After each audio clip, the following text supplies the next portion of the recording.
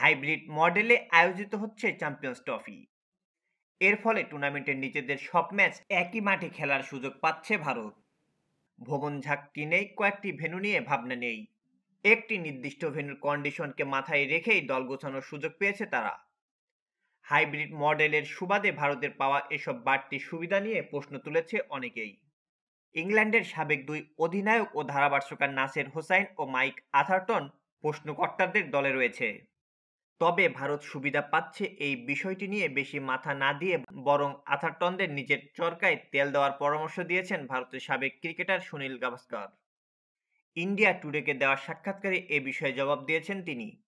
Champions trophy থেকে ছিটকে যাওয়া ইংল্যান্ডকে উদ্দেশ্য করে তিনি বলেন, তারা সবাই জ্ঞানী এবং অভিজ্ঞ। তোমাদের দল যে সেমিফাইনালে উঠতে পারল না সেদিকে নজর দিচ্ছ না কেন? আমি তোমাদের এই প্রশ্নটাই করছি। তোমাদের দলের ছেলেদের মানসিক অবস্থা এমনই যে তারা ফলাফল নিয়ে মাথা ঘামায় না।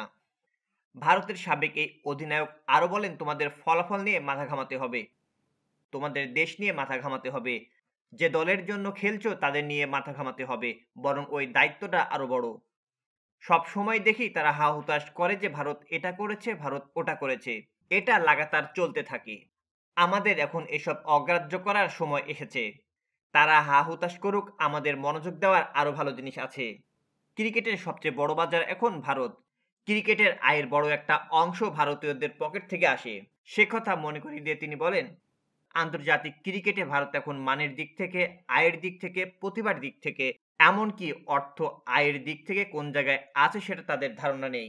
টেলিভিশনে সম্প্রচার সত্ত্ব এবং মিডিয়া থেকে প্রাপ্ত আয়ের মাধ্যমে বৈশ্বিক ক্রিকেটে ভারতের বড় অবদান রয়েছে।